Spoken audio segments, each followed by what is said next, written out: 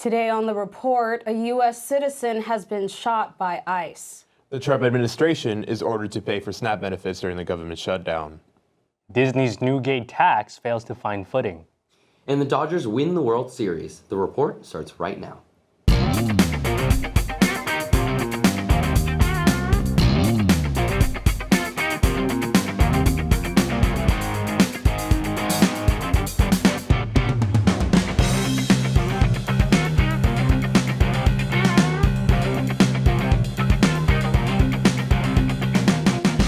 Welcome back to another episode of The Report. I'm Chrissy Washington. I'm Sergio Gonzalez. I'm Ty Nguyen. And I'm Joseph Fausto. Stay in the loop and get updated on campus news by following us on Titan TV's Instagram page at Titan TV CSUF.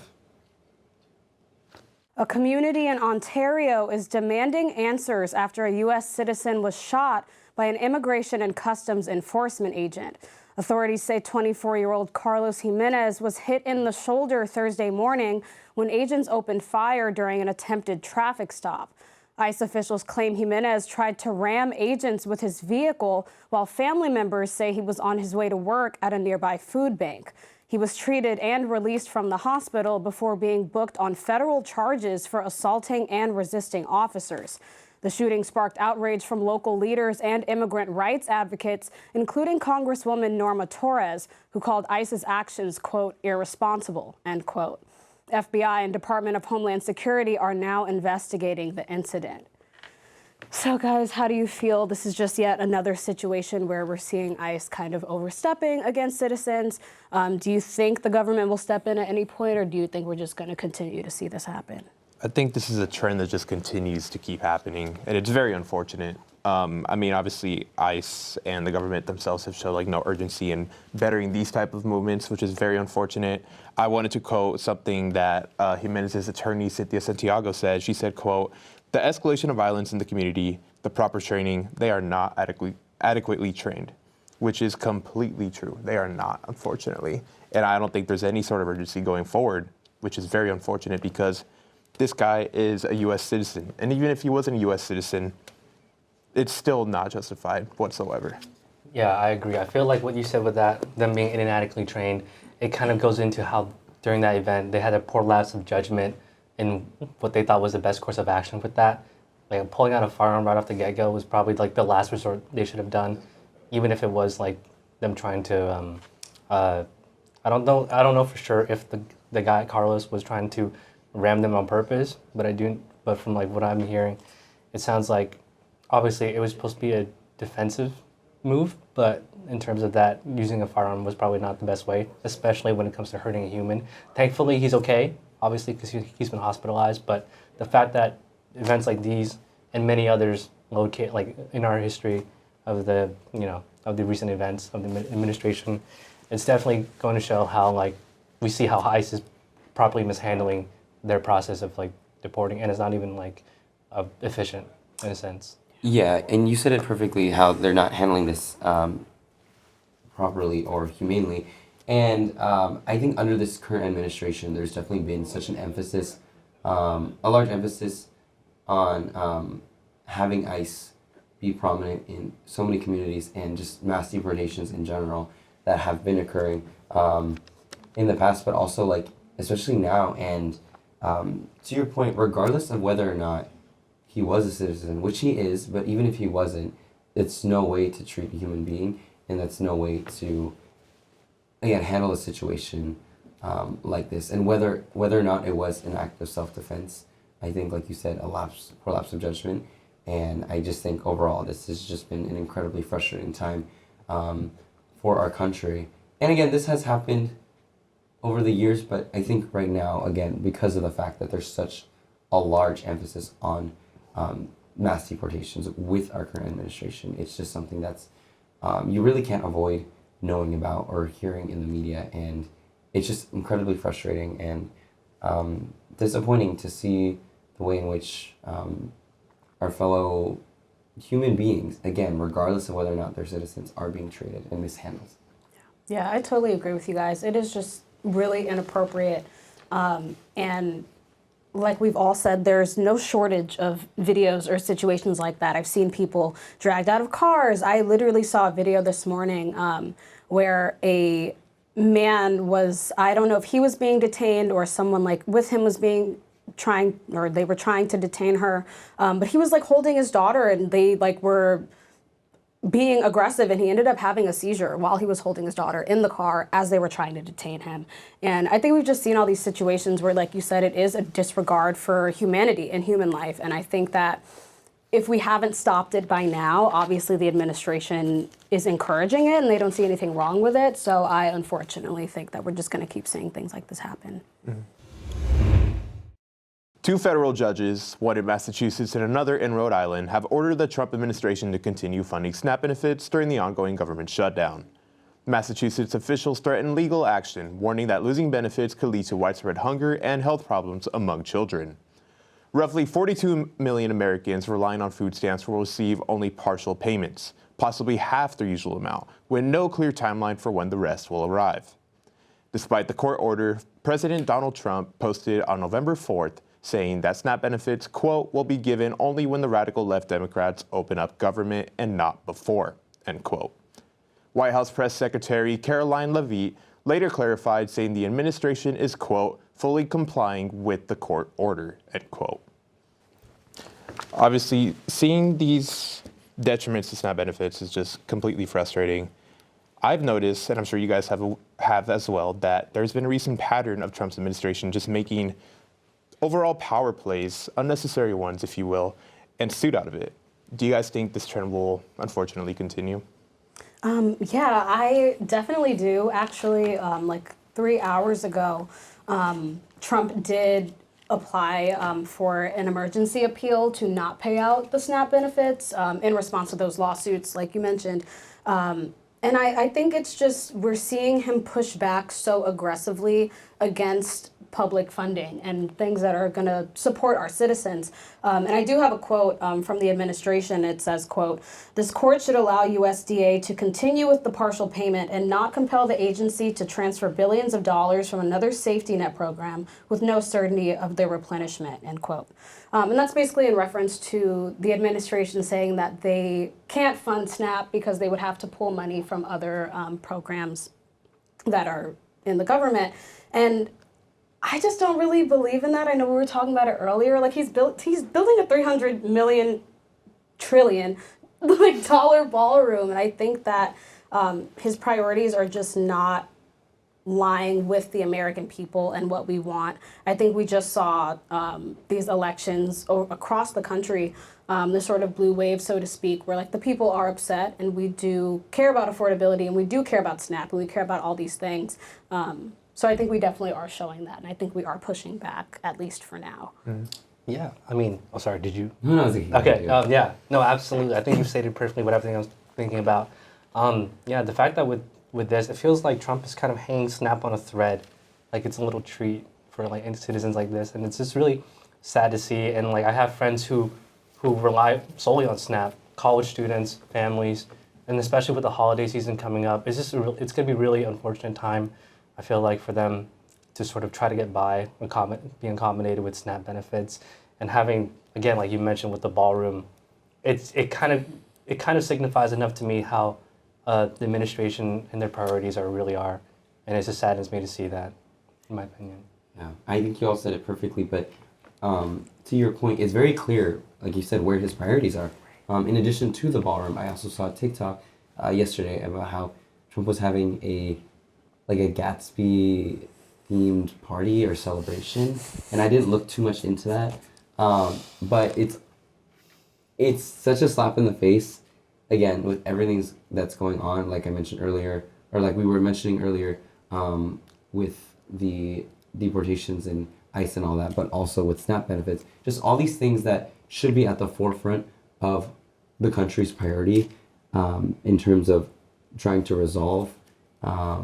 Because like you said, families, college students, parents, grandparents, like all these people, so many people in our country rely on these on SNAP, and so it's just incredibly frustrating because again, it's just like it's very clear where his priorities are, where the administration's priorities is, and something has to change. And I don't know if that change will happen soon, unfortunately, but something does have to change.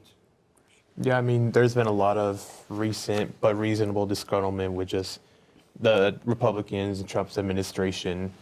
Very disappointing to see, of course. On the flip side of the Democrats, they themselves have seen a couple of wins this week. There's been Prop 50 passed in California through Gavin Newsom. There's also been Zohran Mamdani being named the New York mayor. I wanted to ask you guys specifically, how do you guys think the government shutdown has recently influenced these election results? Yeah, I mean, I feel like with the shutdown, obviously the longest shutdown we've had by far, I think with Prop 50 and the new mayor, those are like responses to that time where in the Trump administration's, their priorities are just sort of to themselves. And with these things, it's kind of a response to that. I think you mentioned earlier how back in, we're now entering like a blue wave of like these, like of our nation. Like how it's kind of been a back and forth thing with like every time with these elections, but with this is definitely, it's crazy how like how drastically it shifted since the when Trump was announced or elected to be president, when it was mainly all red. And seeing that, it goes to show how,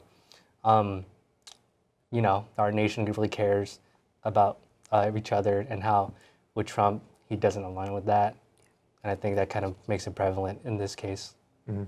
Yeah, I totally agree with you guys. I think it comes back to that thing of affordability, and I think that that's something that the people really are concerned about. So of course, when Zohran Mamdani wants to make buses free and he wants to have city-run grocery stores and all these things that were a part of his campaign, I think that really spoke to people. And I've seen a lot of people on the internet, they've been saying that they haven't felt like this much hope since Obama was elected president. And I'm also kind of seeing that general trend. You know, Prop 50 passed in California. Mamdani is mayor of New York. Pennsylvania, New Jersey, Virginia, Georgia, they're all seeing these drastic blue flips where it's like, okay, clearly the people are upset. They're electing people who are going to change things or who they want to change things. And I think that it just shows, like you said, that the people are really caring about each other and trying to stick together to kind of fight back against this administration, because that's definitely what Prop 50 was about, fighting back against the administration. So it's just really nice to see people kind of band together in this way. A proposed ballot measure to tax Disney theme park admissions will not be on next year's ballot. After failing to win enough support from the Anaheim City Council, the tax part of efforts to address a $63 million budget gap could have generated up to $134 million annually. The initiative would have targeted Disneyland and Disney California Adventure, with an additional 10% parking tax proposed on large garages. Together, city estimates and the measure could bring in $164 million, but council votes fell short of the 5 needed to move them forward. Supporters say the revenue could fund public safety and city services, while critics call it a cash grab that would not benefit parks or social programs. The council voted 5-2 to continue the discussion at a future meeting. So guys, yeah, what the Anaheim City Council proposed that maybe that they should start taxing the Disney parks, especially with Disneyland. Obviously, I personally don't live in Anaheim, but I want to ask, in a hypothetical sense, if you were to hypothetically live in Anaheim, would you support this kind of tax and see it whether that they're trying to genuinely have enough funding to build, like help with public services, or if you think it's just a potential cash grab to make profit? I mean, what do you guys think? Yeah, I also don't live in Anaheim. I live in LA, but I do kind of feel like it's sort of not necessarily a cash grab, but I don't see a benefit for the citizens of Anaheim, just because with the sort of monopoly and just kind of the expansiveness of Disneyland and the parks and the property that they own around the parks, I think that increasing taxes on them would just cause them to raise prices for people attending the parks. And I just don't see that as like a benefit for people to want to vote for it. I would assume that Anaheim City Council members live in Anaheim, which probably explains why they voted that way. But yeah, I think it's definitely interesting. I just don't see how it's beneficial for the citizens. I personally wouldn't vote for it. I also agree. I kind of wanted to just expand on what you mentioned of just like, there's no particular like exponential benefit whatsoever. I mean, like the council themselves, they voted 5-2 to continue discussing at a further date, probably because it is something we're discussing at a future date. If it were that urgent, they would hop on that right now. There are a couple benefits as well, though.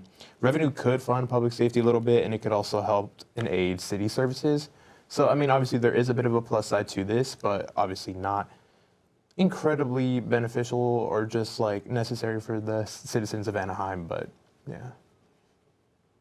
Yeah, I think you said it perfectly that there is that potential for those benefits. But again, it's just not something that's at the forefront right now in terms of priorities. And while that would be great to have that money that's being taxed distributed into those services, I think, again, it's just not something that lies where their priorities are. And like you said, assuming that these council members live in Anaheim, of course they're going to vote in a way in which that's like, to their purview and to their, to their, I guess for their own city. Yeah. Yeah. You say it feels like a lose-lose situation. Yeah, I think that it's, like you said, lose. Yeah, no, fair enough. I agree. For the first time since the 1998 to 2000 Yankees, the Los Angeles Dodgers are back-to-back champions after defeating the Toronto Blue Jays 5-4 in the 11th inning. Exactly how it panned out last year, Dodger fans rallied in the downtown Los Angeles area for the Dodgers championship parade. Hundreds of fans lined up on the streets as the players loaded up on the buses, celebrating the glorious victory and a potential new dynasty. The parade did not end there as the party relocated to Dodger Stadium for the World Series ceremony. Dodger fans and LA residents have been spoiled for the past couple years, but it is just getting started. All right, guys, how do we feel about the Dodgers winning? As someone from SoCal, as someone that's a Dodgers fan, I think this is such an exciting win, especially it being a back-to-back win. What are our thoughts? Yeah, so unfortunately, I wasn't able to go to the parade this year. It's not that I wasn't able to go. I chose not to go. I went last year, and I kind of was like, okay, like I had my fun. I'll, watch it from home, and I did. And yeah, it was like a remarkable series. Like this was amazing baseball. Even through like all of the postseason, I watched like some games from the regular season, but I kind of locked in sort of, more during the postseason, more during the playoffs. I watched the Mariners-Blue Jays series going into the World Series. And even then, it was just like amazing baseball being played. And I think that really kind of trickled into the Dodgers playing as well at the end. And it was just like they fought so hard. I think both teams were just remarkable in the way that they played. Game 3 was 6.5 hours long. I literally was here on campus in class, and I was able to go all the way home back to LA and go out at night to finish watching the game. It was ridiculous. So there were so many amazing players, and I think that the showmanship and the teamwork that the Dodgers showed during this series was just so unbelievable. You have Miggy Rojas, you have Kike Hernandez, Freddie Freeman got another walk-off home run. I literally did not think that he would do that for a second time in a World Series, but he did. And we got that back-to-back ring, and I just think it's really amazing, and I think we have one of the best teams in baseball right now. And the Lakers got a three-peat, so I am very confident that the Dodgers will be able to as well. Mm-hmm. Yeah, I mean, I personally wasn't there myself for the parade, but I did see a lot of clips of how many people were celebrating, and it was insane. I do want to just give a special shout-out to Shohei Ohtani, putting us on the map like that. Love that guy. I always see his funny clips of him, looking like he looks like he doesn't speak English, but like you'd be surprised how he does like hold himself up like that. No, but yeah, it just made me laugh, and it's just really like it's a surreal experience to see how many people like really care about this sport like this, celebrating together like a community. Yes, maybe like yeah, it was very warming to see. No, of course, it was incredible, honestly. And I mean, I had the privilege of going out to the parade, which was super cool because I didn't get to go last year. I was out of town, but I was in town this time, and I'm like, why not? I mean, there's always next year too, but. Exactly. No, but I mean, it was an incredible series. I think as a sports fan, big baseball fan myself, and specifically for the Dodgers, I think that's just about as peak as it gets. Like there's just the theatrics, the cinema, there's the collective part of the Dodgers in which everybody on that team had to contribute and everybody did. Yoshinobu Yamamoto was like willing to die on that pitching mound, and he did exactly what he needed to do for that team to win this World Series. So it was just overall incredible. The Blue Jays themselves, they showed so much fight. Vladimir Guerrero, like you mentioned, like unreal. They had guys like Ernie Clement, Addison Barger that were just hitting, and it seemed very bleak for the Dodgers at multiple times throughout the series, and I think is what exactly makes the win feel that much better. And I think the way they fought in that Game 7 was just incredible. You mentioned Rojas, Smith in the end, just like these guys making some unreal catches. Just overall, like, can't be happier, honestly. Like, growing up a Dodger fan myself, like, it was just super cool to see. I was completely uneasy throughout Game 7, and I could even sit down and watch it. So I was just like, oh my gosh, like, I understood the significance of it, and just like following it on my phone a little bit, like keeping tabs, like, it was a little bit difficult, but it's all worth it in the end. Yeah, sorry. Oh, sorry. I was just going to say really quick that you actually answered a question that I was going to ask you all is, do we think that the Dodgers are going to have a 3-peat win? But I think, actually, I don't think, I know. Period. yeah, I know we're going to get there. I think they could do it. The thing that I love is that from watching that Mariners-Blue Jays series, and of course, the Brewers put up a great fight against the Dodgers in the postseason as well. But I really think that everyone has stepped it up so much. I don't think all the eyes are just on the Dodgers. I think there are so many teams. The Blue Jays are amazing. I think they do have an opportunity to come back and make it again next year. And I think there are just so many amazing teams in the MLB right now that it's just making baseball fun to watch. And like you said, it's bringing back sort of that camaraderie and that community sense of just like enjoying baseball with your family or your friends or whoever. And I'm really glad that you brought up Yoshinobu Yamamoto and how he literally was willing to die. He didn't take a single break and then somehow pitched almost a complete game and won us the World Series. So I definitely think they can do it again next year if they just keep it up the way they did this series. Mm-hmm. No, the team is definitely capable. That is for sure. So hoping so. And that wraps up with our recent news of today. Make sure to stay tuned for more news, views, and info. Don't forget to follow @TitanTV CSUF on Instagram to stay updated with our weekly episodes. We'll see you on the next episode of The Report.